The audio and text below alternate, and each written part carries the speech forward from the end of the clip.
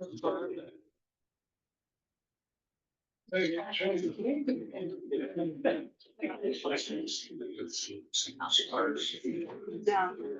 We celebrate and his second.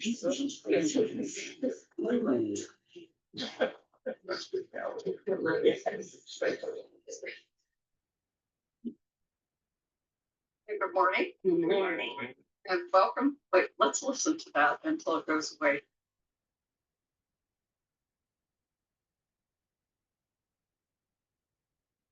That lasts a long time. So good morning again, and welcome to the Mindfulness Tree Meditation Community. It's good to see everyone.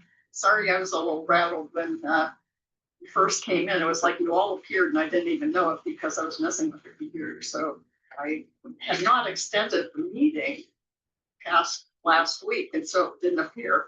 So thank you for being patient online, folks, because I had to schedule the meeting. Dead going. Those defying gravity. Sideways, Deb. Oh, there you go. Now I thought it was a new meditation position. You all feel better now, Deb. Healing levitation. So welcome to Victor, this is his first time. And I saw his name on the MailChimp. So do you know anybody else in the room? No, I do not. So and then welcome back to Penny. She's been not here for a while, but she is a longtime member. So why don't we just go around the room and introduce ourselves? Jenny, Dee Dee, Debbie, Connie, Mark. Diana, Victor, Jeremy, Cindy, Beverly, Mary, Joe, Randy.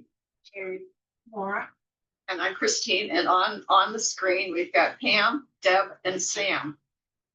Pam is in town, and Deb is in Illinois, and Sam is in North Carolina. And I have someone else who may be joining us in a few weeks from Virginia. So we'll have more. This will be good. So welcome to everyone. And this morning, because our reading was very short, yeah, and it was on, and to make sure that we give you the book information too. Yeah, I've got the book in there. I read Okay. the chapter. Oh, good. Wow. Trying to catch up. The chapter is on failure. So you is not fail. you're supposed to practice the art of failure. I know how to do that. Yeah, right. A PhD, right? So what we're going to do this morning is we're going to do a meditation on failure and on the word fail as an acronym. And so, which it means feel, accept, introspection, and love.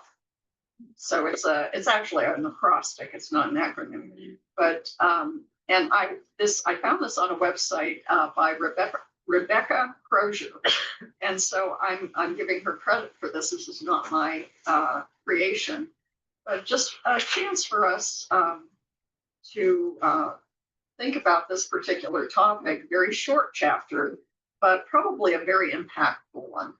So I'm going to invite the bell.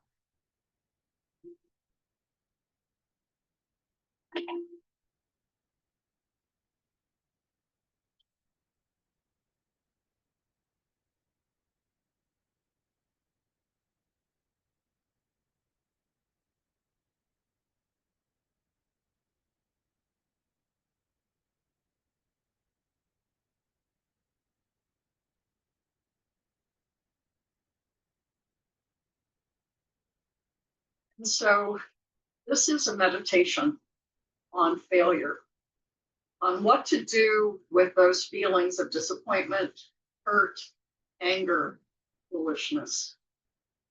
Making a safe place to sit and be with these feelings, but also explore what it really means to have failed.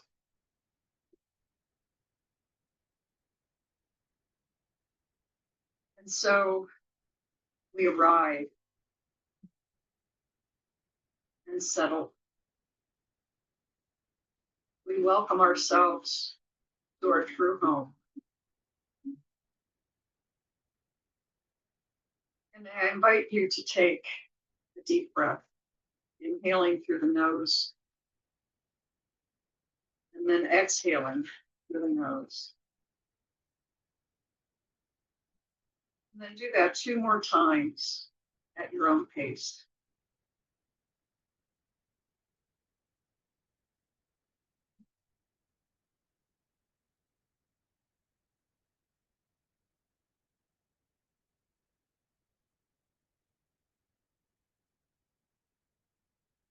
And then allow the breath to just return to a relaxed, natural state. But pay special attention to the out breath. It is a calming breath on the exhale. And just allow it to be. And as the out breath has departed from the lungs, just sit with that feeling of emptiness for a brief moment before that knowing voice inside says it's time for another breath in you.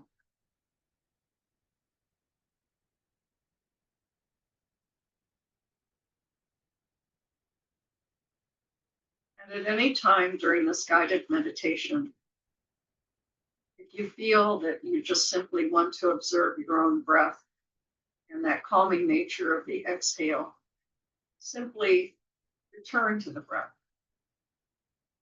and allow it to carry you.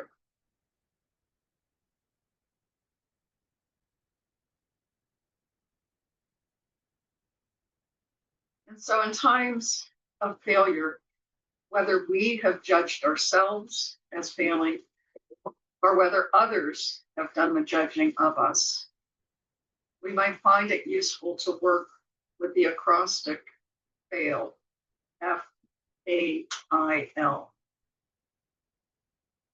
It stands for feel, accept, introspection, love.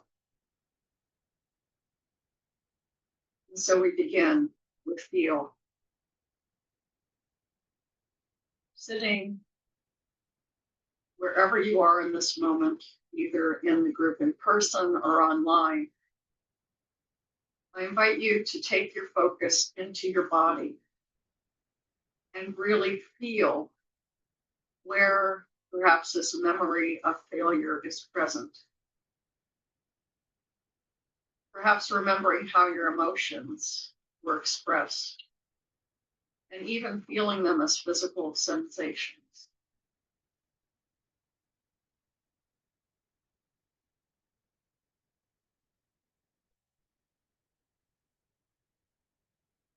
Perhaps it could be for someone else who has experienced a failure, but just knowing that they are experiencing this.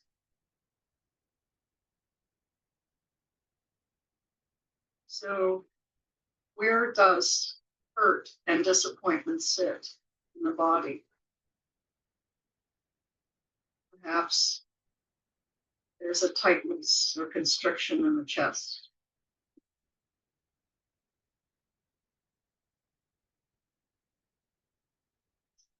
Where does embarrassment or the feeling of foolishness show up? Perhaps as a slight feeling of nausea or a warming of the face and the blushing.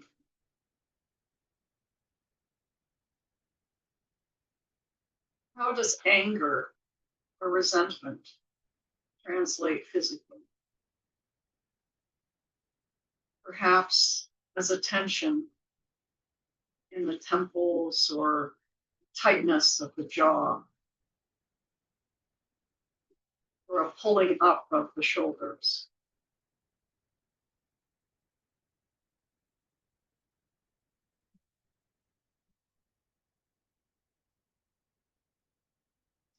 Which body part is feeling this sense of inadequacy? Possibly as a heaviness across the shoulders and upper back, clenching of the hands. However it's presenting for you, just use this time to notice that raw vulnerability, to be aware, and to allow yourself to really feel what you're feeling without pushing it away.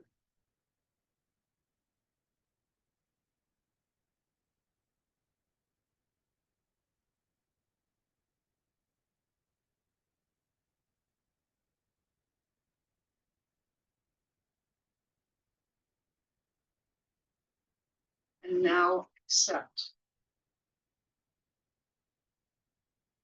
Now that you've felt this failure in your body, the next step is to accept. To say to yourself, it's okay for these feelings to be here because they'll find a way in whether you invite them or not.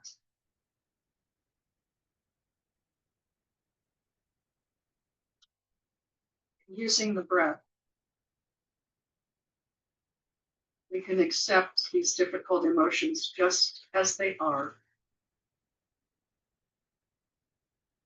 And perhaps on the exhale, to feel a relaxing of the shoulders, a relaxing of the muscles in the face, a relaxing of the hands, and simply allowing the concept of failure to be here without putting any story to it, without assigning any blame, but simply accepting.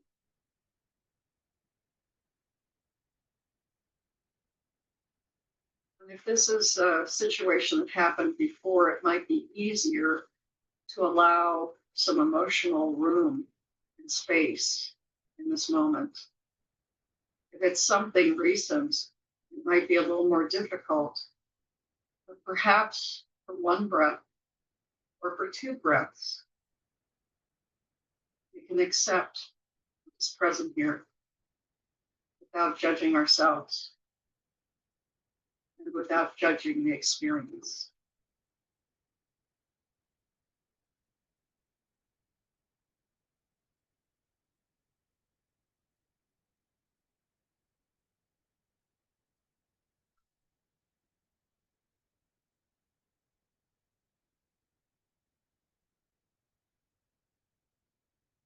Perhaps feeling a little sense of spaciousness with each breath. And if the constriction or the tightness comes again, allow it to be there, but simply breathe into it.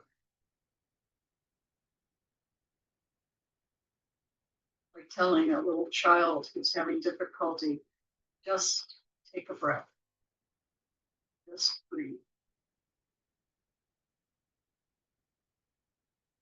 It's amazing the therapeutic nature of this breath that is with us all the time and accessible all the time.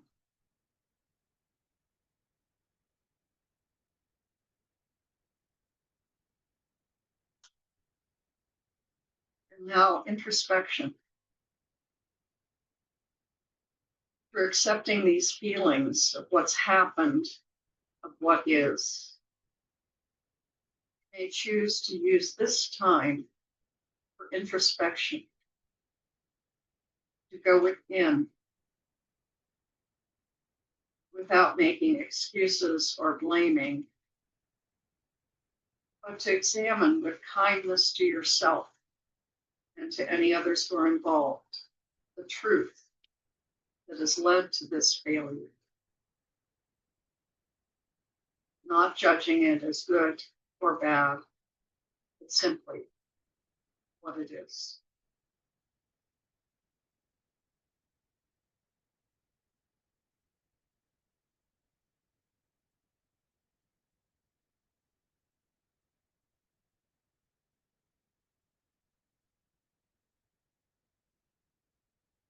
And yes, at the moment, it might seem like you've failed, but perhaps you could take a closer look. Who is or was judging you? Whose opinion really matters? What is the learning to be found in this failure about yourself, about anyone else? Perhaps if this has happened in the past, you can see the trajectory of how one door closed and another one opened, making all the difference and easing any feelings that might be arising.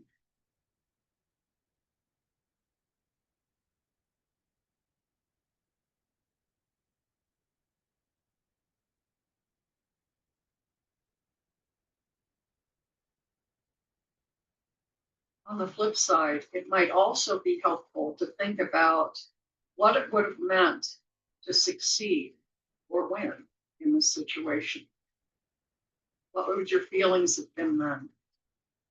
A temporary high, fleeting moment of pride, a transient kind of validation. What's interesting about that is just like the anguish and the sorrow you've experienced now or in the past, it is temporary. Perhaps an unwanted visitor. So too would have been the thrill of elation and accomplishment. Each of these remind us of impermanence.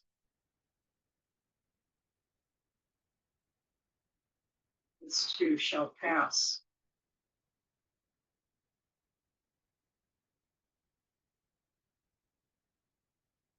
With that phrase, you can have a bit of comfort because all things pass away.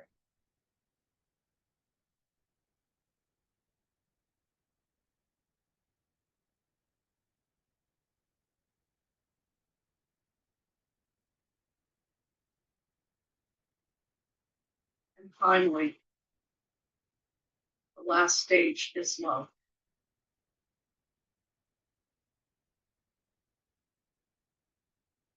And what does it mean to love?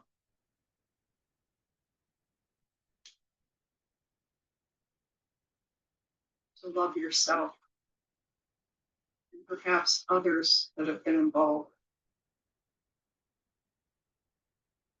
Love that you did achieve in all of the many other moments leading up to this one. Perhaps it's a disappointment. Love that you can grow, become better as a result of this experience, and touch the humanity of all other beings who have gone through this too. Perhaps allowing the love to turn into compassion.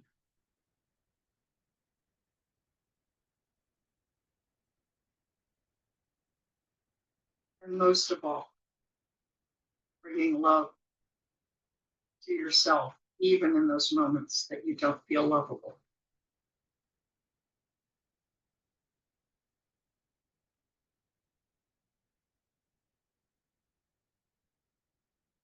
May you be well. May you speak kindly to yourself. May you bounce back with grace and dignity. May you share yourself and your gifts with the world once more.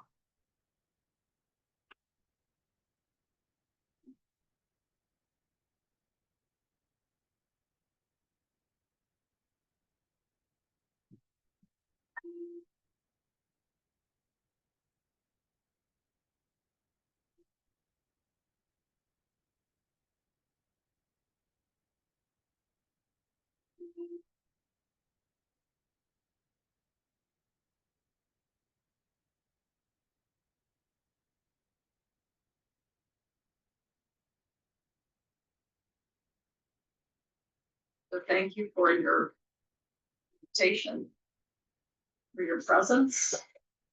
Those of you online and in person. And so now we're going to move to the sanctuary or to the social hall. It's free, right?